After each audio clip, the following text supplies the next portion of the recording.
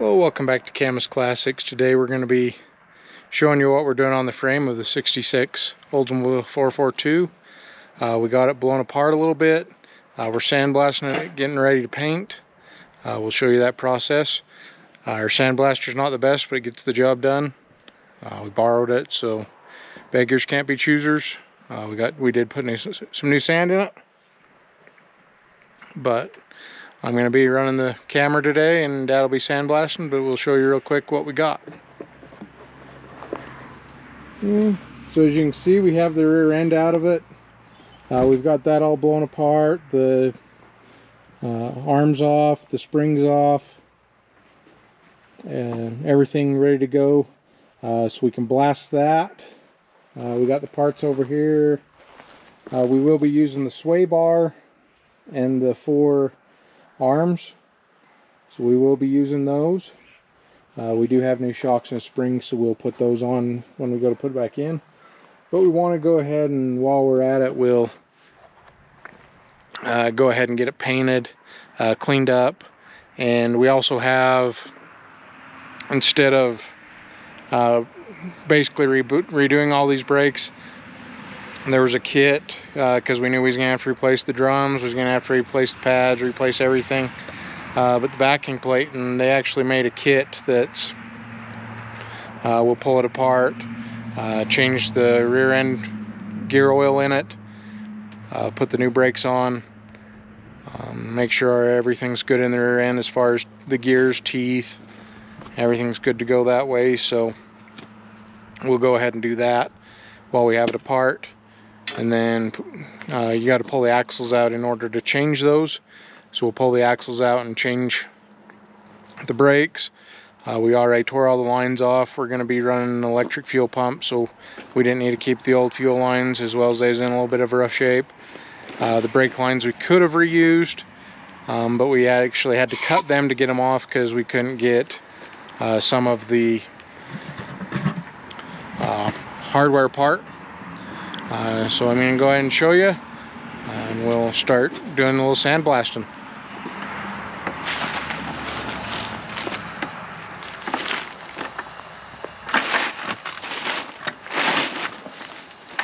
So we do have a tarp down. The reason for that is we can catch a lot of the sand and reuse it.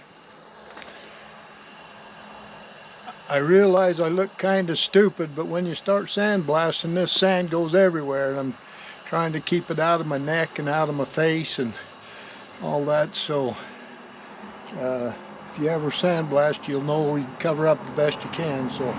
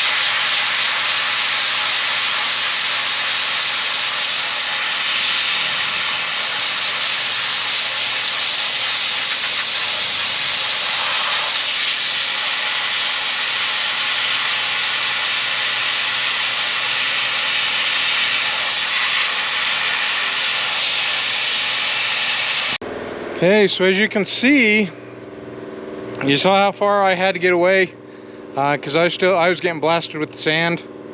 Of course, I don't have any protection on, so I had to get a little bit away of it so I didn't get it in my eyes. But about 10 minutes, we'll show you what we got done. So, as you can see, sandblasting takes a little bit. We'll jump up here. So you can see the difference right here. The rust side hasn't been blasted, this side has. And here's what we're going for. It's a little dirty, but as you can see, up here we've already painted. We painted from the firewall forward already. Blasted it and took care of that. So this has all been painted. He should have this finished blasted tomorrow. We'll probably get it. He'll probably have to go over some of the places he got today, because we'll get a little surface rust on it. But yeah, once he gets that all blasted, we'll roll it back in the shed. And we have, again, KBS coatings. We'll use their rust seal paint in black. This we're actually going to brush on so you can see how that process works. We'll brush this on. The frame will be black. Again, it takes about 7 days for it to fully cure and harden. In the meantime, we want to get this painted so we can start that process, get the 7 days going.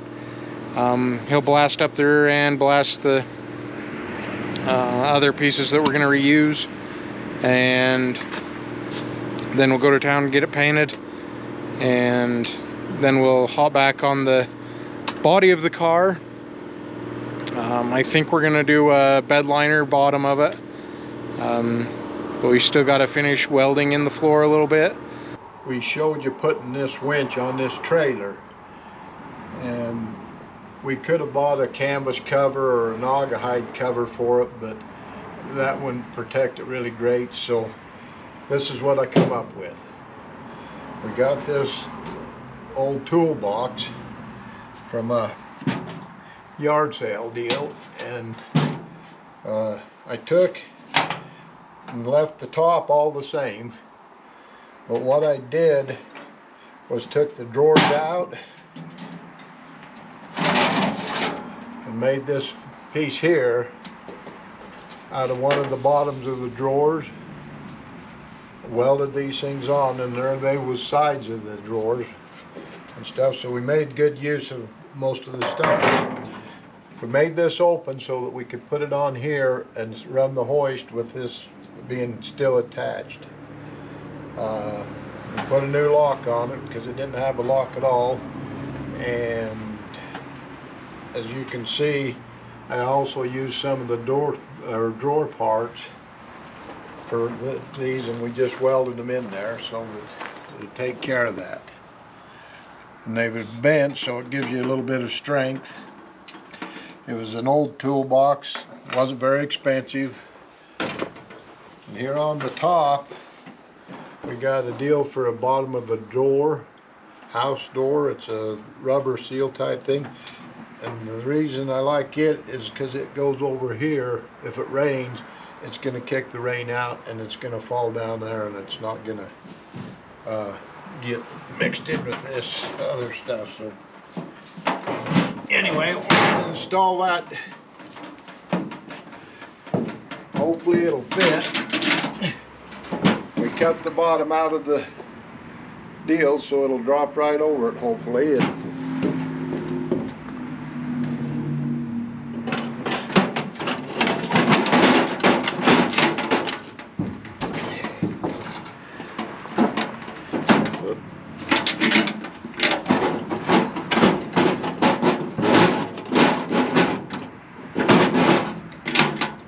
Caught me.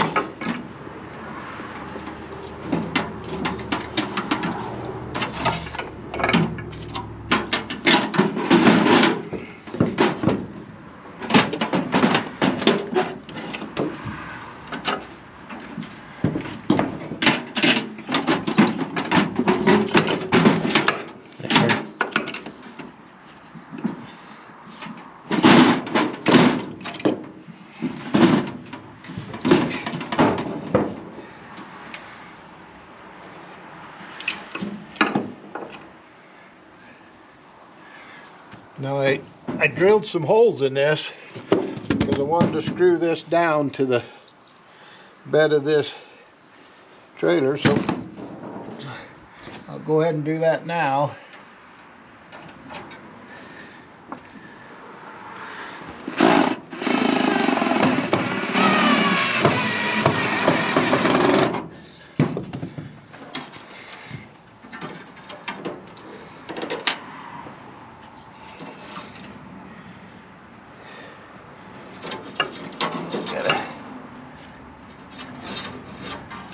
Where I drilled that other hole.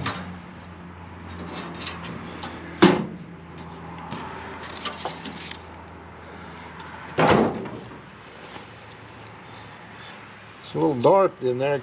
Can't see too good. I can get this other one in.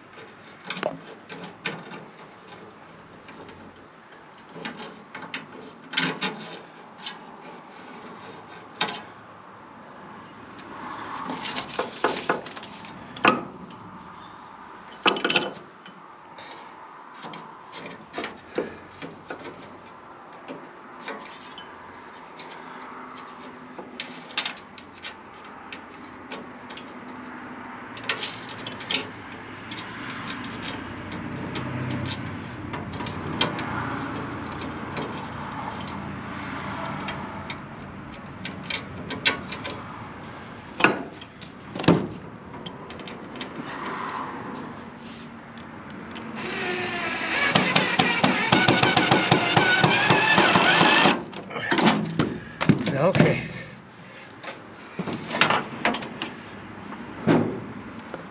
Where we can lock this up,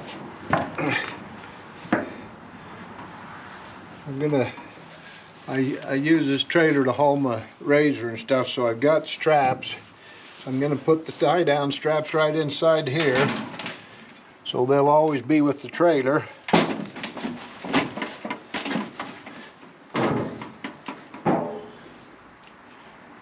Put our front deal on here, cover, and it goes clear down to the bed of the truck there, or trailer. We can shut down the lid. Whoop.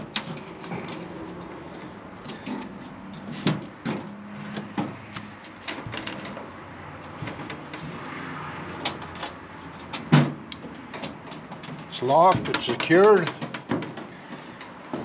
We put this handle on here. It was just one we had left from some cabinet work we was doing, so we put that on there just to kind of help.